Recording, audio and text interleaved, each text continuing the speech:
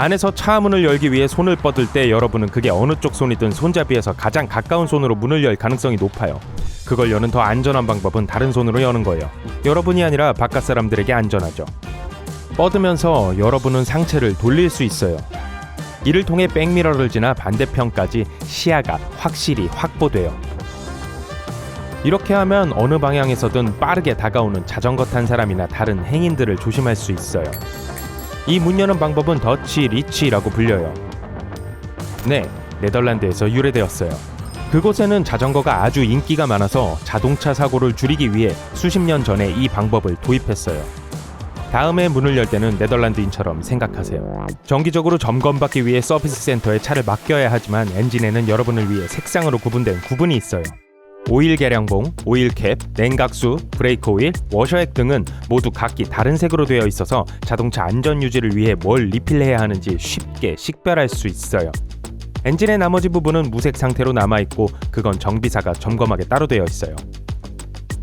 장거리 운전은 피곤할 수 있어요. 그렇죠? 현대의 많은 자동차들은 여러분이 운전하는 동안 깨어있고 집중력을 유지할 수 있게 휴식을 취해야 한다는 걸 상기시켜줘요. 하지만 어떤 모델들은 여러분이 졸고 있는지 감지하고 조종장치가 불규칙한지 확인해요. 운전대가 빠르게 진동하거나 다른 방법으로 경고할 수 있어요. 여러분이 갑자기 졸음운전을 할 경우를 대비해서 말이죠. 새 차엔 여러분이 완전히 깨어있는지 더 확인하기 위해 안면인식 기술과 심박수 센서가 있어요. 새 차를 살 때 연비는 중요한 요소예요. 더 큰 차라고 꼭 연비가 더 효율적이진 않을 수 있어요. 자동차의 프레임은 이제 강철 대신 알루미늄과 같은 가벼운 재료로 만들어져요. 알루미늄 프레임은 더 튼튼하고 더 적은 공간을 차지하므로 리터당 더 많은 킬로미터를 갈 수 있어요. 또 추가 공간은 운전 경험을 더 향상시킬 수 있는 기술의 여지를 더 많이 확보해줘요. 대시보드에 있는 저 작은 아이콘은 안정화 제어 기능이 내장되어 있다는 표시예요. 자갈길, 빙판길 또는 젖은 도로를 주행할 때 타이어의 마찰력이 떨어지면 불이 켜져요. 불이 켜지면 미끄러운 상황에서 벗어나고 바퀴의 안정성을 유지하기 위해 바퀴 하나 또는 4개의 브레이크가 모두 걸렸다는 신호예요.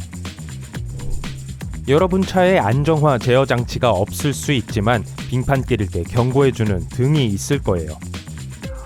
이것은 엔진 외부에 있는 센서에 의해 작동되므로 외부 온도가 얼마나 추운지 파악할 수 있어 운전자가 잠재적으로 위험한 상황을 인지할 수 있도록 보장해주죠.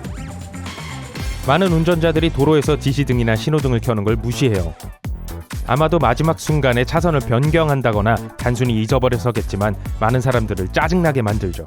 이에 대응하기 위해 자동차에는 심지어 가장 건망증이 심한 운전자들도 신호를 보낼 수 있게 자동 추월 방향 표시등이 있어요. 이 기능이 있다고 가정하기 전에 반드시 자동차 사용 설명서를 읽으세요.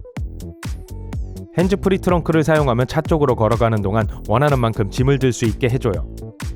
트렁크는 주머니에 있는 핸즈프리 장치를 감지해 자동으로 열려요. 트렁크의 가치는 어색한 상황을 피하기 위해 잘 챙겨주세요. 핸즈프리 기능이 없어도 이건 생각보다 자주 발생해요. 비록 모든 자동차에 이 옵션이 있진 않지만 이런 공경에 처한 사람들을 위한 트렁크 릴리즈가 있어요. 오래된 차에선 트렁크 문 경첩 쪽에서 케이블을 찾아볼 수 있을 거예요. 이 케이블을 찾으려면 카펫을 들어 올려야 할 수도 있지만 찾은 후에는 뒷좌석 쪽으로 당기면 돼요. 이게 자물쇠를 작동시켜 여러분은 굴욕에서 벗어날 수 있을 거예요. 조수석 앞과 머리 받침대에 있는 작은 고리는 테이크아웃을 걸 수 있게 설치된 사려 깊은 기능이에요. 자동차 트렁크에는 식료품을 위한 더 많은 고리가 있어서 교통체증에 갑자기 브레이크를 밟을 때 트렁크가 엉망이 되지 않도록 해줘요. 만약 더 추운 기후에서 운전해야 한다면 차 앞유리가 얼음으로 완전히 뒤덮여 있는 걸 봤을 때의 좌절감을 알 거예요. 연료캡 도어 안에 얼음 스크레이퍼가 숨겨져 있는 걸 발견할 수 있을 거예요. 자동차 손잡이는 급 코너에서 추가적인 지지가 필요할 때 아주 유용해요. 원래 목적은 차에 타고 내릴 때 조금 더 많은 도움이 필요한 사람들을 돕기 위한 거였어요. 욕실 손잡이와 비슷한 거죠. 대부분의 자동차 백미러에는 밑에 탭이 있어요. 낮에는 햇빛이 눈에 들어오지 않게 하고 밤에는 하이빔 불빛에 눈부시지 않게 위치를 전환해줘요. 최신 모델 자동차에는 태양의 밝기를 감지해 저절로 어두워지는 거울이 있어요. 그래서 도로에 시각적인 문제가 없게 하죠. 백미러 위에 또 다른 백미러가 있을 수 있어요. 그리고 아니요, 차 막힐 때 화장하라고 있는 게 아니에요. 이건 차에 타고 있는 모든 승객을 볼 수 있게 해주는 컨버세이션 미러예요. 그게 사람이든 개든 말이죠. 불행하게도 모든 거울이 다가오는 차를 감지하는 건 아니에요. 자동차가 발명된 이후로 운전자의 사각지대는 악명 높은 이슈였어요. 하지만 기술을 통해 새로운 센서는 성가신 지점 안에 있는 동안 차가 가까이 있는지 감지해 대시보드에 신호로 나타내요. 소지품을 보관하는 칸은 글로브 박스와 동전 트레이뿐만이 아니에요. 숨겨진 곳이 많이 있어요. 좌석 밑이나 좌석 내부, 차량 바닥, 측면 패널 등에요. 제조사들은 여러분이 항상 대비할 수 있게 더 유용한 숨겨진 장치들을 차에 장착하고 있어요. 문, 좌석, 그리고 바닥에서 우산과 청소기를 찾을 수 있어요. 자, 렌터카를 골라서 여행을 가고 있군요. 이런 연료 마개가 어느 쪽에 있는지 확인하는 걸 잊은 것 같네요. 다행히도 대시보드에 있는 연료 게이지의 화살표가 마개가 어느 쪽에 위치하는지 가리키고 있어요. 지난 10년 이내에 만들어진 모든 차엔 이 화살 표시가 있을 거예요. 구형 자동차에는 없을 수 있지만 대신 측면에 노즐이 있는 호스가 있을 거예요. 연료 탱크를 가득 채울 때 연료 주입구 안쪽에 있는 구멍을 찾아보세요. 그 구멍은 호스를 방해하지 않고 캡을 고정할 수 있도록 하기 위해 있는 것이며, 또 연료 방울이 여러분의 멋지고 깨끗한 차에 떨어지는 걸 방지해요. 퍼들라이트는 차에 오르거나 내리기 전에 진흙에 발을 들여놓지 않게 해주는 거울과 문에 있는 천재적인 발명품이에요. 흔한 옵션은 아니지만 조금 더 지나면 에어컨만큼이나 인기가 많아질 거라고 생각해요. 폰은 우리에게 너무 중요해져서 폰이 없는 것에 대한 공포증인 노모포비아가 생겨났죠. 이 때문에 폰은 자동차 키보다 여러분의 주머니에 있을 가능성이 훨씬 더 높죠.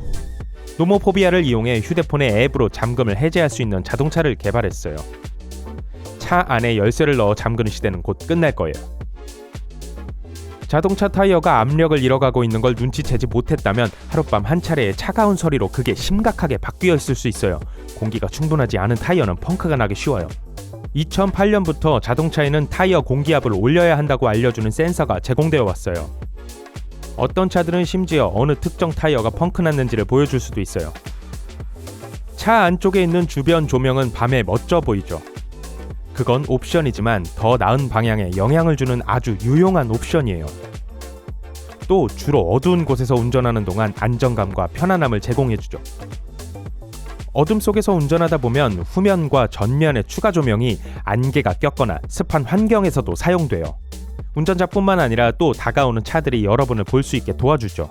물론 여러분의 차도 더 좋아 보이지만 일부 국가에서 사용할 땐 저시도 환경에서 엄격히 사용될 수 있으니 반드시 사용 요건을 확인하세요.